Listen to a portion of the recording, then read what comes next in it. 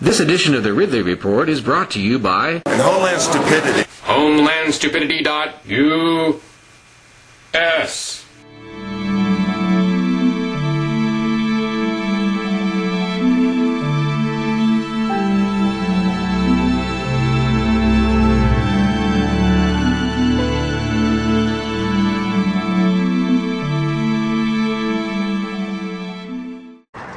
I'm interrupting this video, currently in progress, with a special news bulletin. I had intended to talk today about those Chicago police cameras, which I had seen earlier, and about how this country is becoming a police state. However, coincidentally, or serendipitously, or whatever you want to call it, an incident happened to me today, which is a much more personal example of that situation. I had been walking through Whiting, Indiana, past a gigantic BP oil refinery. It was on my left, and I was walking down the supposedly public sidewalk on the other side of the street from it. There was a row of train cars behind the refinery wall. On one of the train cars it said, "Hot molten sulfur," which I thought sounded kind of funny, so I shot a clip of it to include in my video. Less than 3 minutes later, a couple cop cars pulled up behind me. At first I was thinking they might have been for me, but then I thought, I didn't do anything wrong, so I just kind of dismissed them and kept walking. Nonetheless, I tried to surreptitiously start my camera to at least audio record the situation in case it was for me. As it turns out, I didn't actually get the camera started.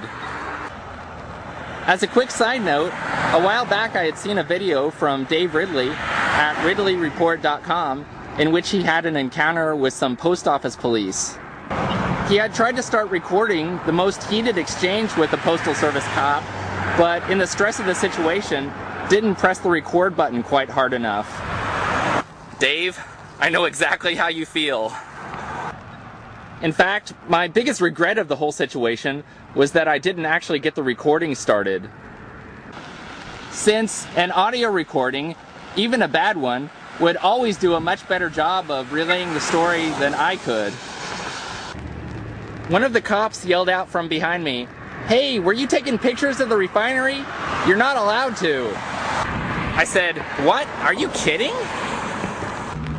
He said, "Nope, it's because of the possible terrorist threat." Wow, that's ridiculous. I'm just walking across the country, shooting video as I go along. He said, "Yep, you're gonna have to erase any pictures you took of the refinery, or we're gonna have to confiscate your camera."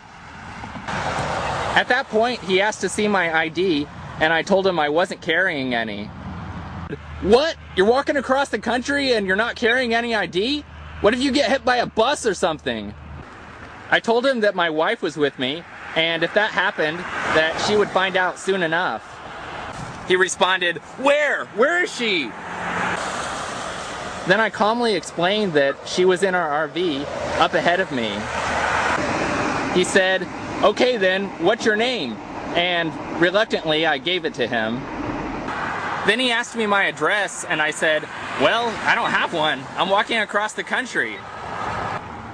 To which he retorted, "What, you're homeless?" I said, "No, I'm just walking across the country." "Well, where do you sleep at night?" I said, "We have an RV. Do you want my last address from when I lived in Hawaii?" And I'm not making this up, but he responded, "What, you walked from Hawaii?"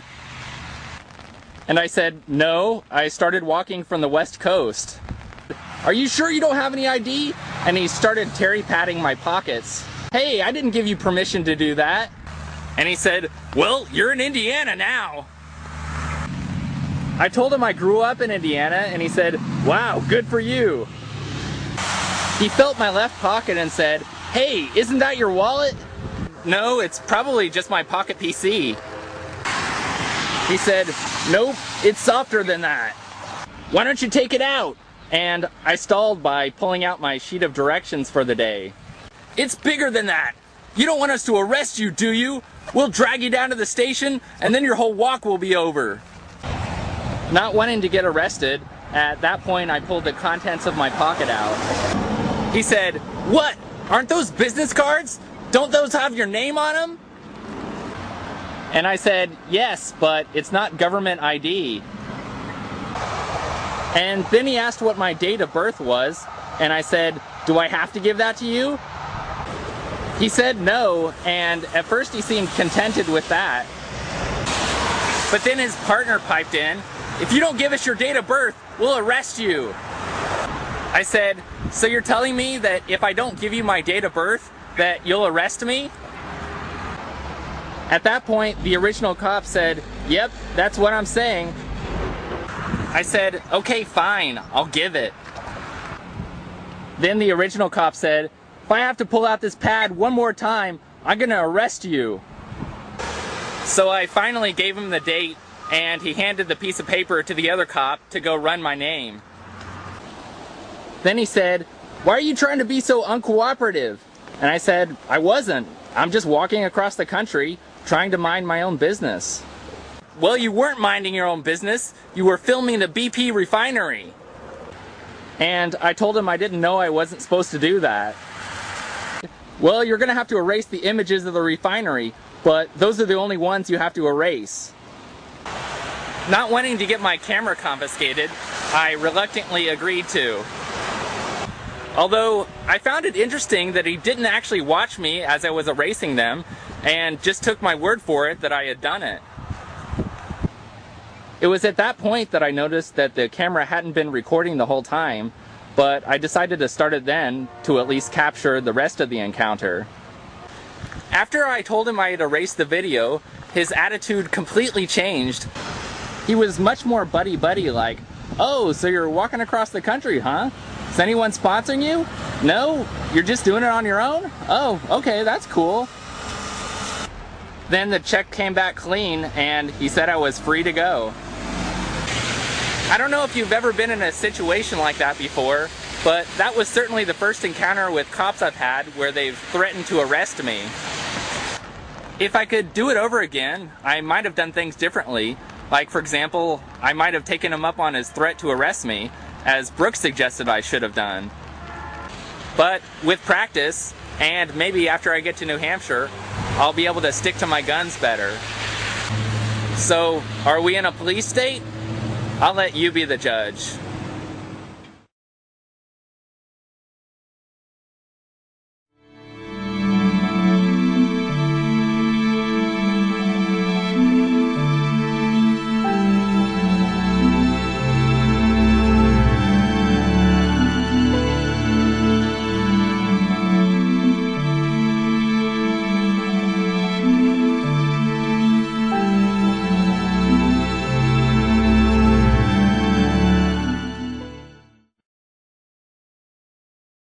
Have you ever wished you could just grab the president's attention for a few seconds and tell him what's wrong with Washington? Well, there is one free stater who's apparently already done it. Michael Hampton over at homelandstupidity.us. Hampton reports that a summary of at least one of his articles ended up in the president's daily news briefing. So, why do powerful Americans pay attention to homelandstupidity.us? Well, it's because Michael Hampton is a great whistleblower. Drop by homelandstupidity.us and see for yourself what the fuss is all about. homelandstupidity.us